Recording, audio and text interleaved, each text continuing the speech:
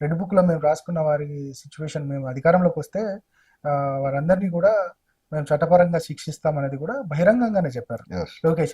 అదే విధానం ఇప్పుడు కొనసాగుతుందా? అంటే ప్రతిపక్షాలు చెప్తున్నట్టు రెడ్ బుక్ రాజ్యాంగమే, అంటే భారత రాజ్యాంగం కాకుండా రెడ్ బుక్ రాజ్యాంగం అమలు అవుతుంది అనేది ప్రతిపక్షాలు చెప్తున్నాయి. మరి ఆ పరిస్థితి ఉందా ఏపీలో? ప్రతిపక్షాలు చెప్తున్నాయంటే మన జగన్మోహన్ రెడ్డి గారు 5 ఏళ్లలో చాలా మొరటి పద్ధతుల్లో తన రాజకీయ వ్యతిరేకుల్ని వేధించినటువంటి తీరు, పోలీస్ యంత్రాంగం ద్వారా కావచ్చు, లేదా ఇతర పౌర యంత్రాంగం ద్వారా కావచ్చు, అందరికీ తెలిసినటువంటి సత్యం.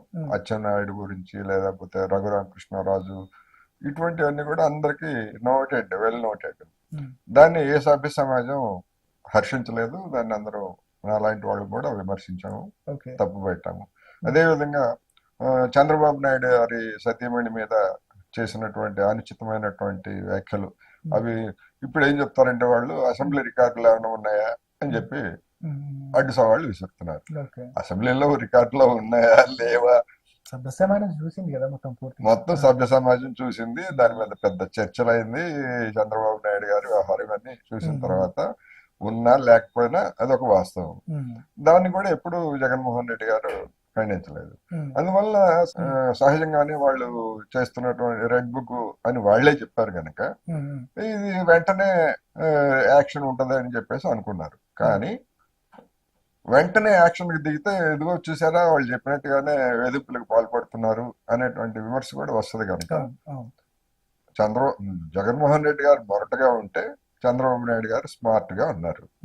స్మార్ట్ గా ఉన్న తర్వాత అంటే కొంతకాలం అబ్బే లేదు, మేము వెంటనే అటువంటిది ఏమీ లేదు, తర్వాత వాళ్ళు తప్పు చేశారు, తప్పు చేసినందుకు మేము కేసులు పెడుతున్నాం, ఇది పద్ధతి. ఇప్పుడు అదే స్టార్ట్ అయిందనేది నా అభిప్రాయం. స్మార్ట్ గా స్టార్ట్ చేశారు.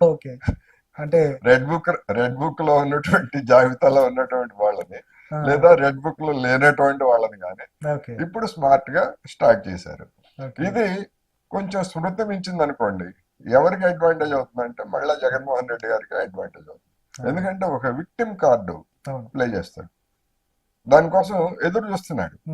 ఎన్నికల్లో ఓడిపోగానే చెప్పింది అది అదే కదా, ఎంతకాలం 5 ఏళ్ళు మనం తలంచుకుంటే మళ్ళీ మనకి అధికారం వస్తుంది అని ఎందుకు చెప్పాడు అంటే, వాళ్ళు తప్పు చేస్తారు, తప్పు చేస్తే మనం దాన్ని అడ్వాంటేజ్ గా తీసుకుంటాము అనేటువంటి మీనింగ్ దానిలో ఉంది. అంత సూటిగా అరటిపండు వలిసినట్టు చెప్పకపోవచ్చు కానీ దాని అర్థం అదే.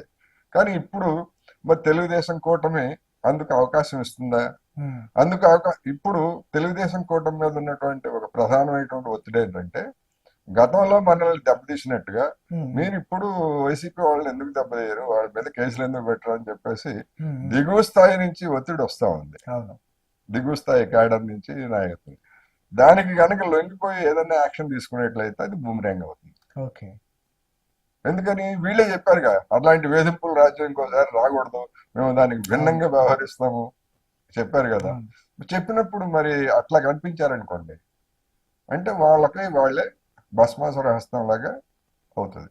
అందుకని తెలుగుదేశం పార్టీకి ఆర్థికపరమైనటువంటి, ప్రభుత్వానికి ఆర్థికపరమైనటువంటి ఇబ్బందులు, రెండవది క్యాడర్ వైపు నుంచి ఈ విధమైనటువంటి డిమాండ్లు, అన్నింటికి మించి ఏంటంటే నామినేటెడ్ పోస్టులు ఒక దశకి ఇచ్చారు, ఇంకా ఎంతకాలం ఉండాలి?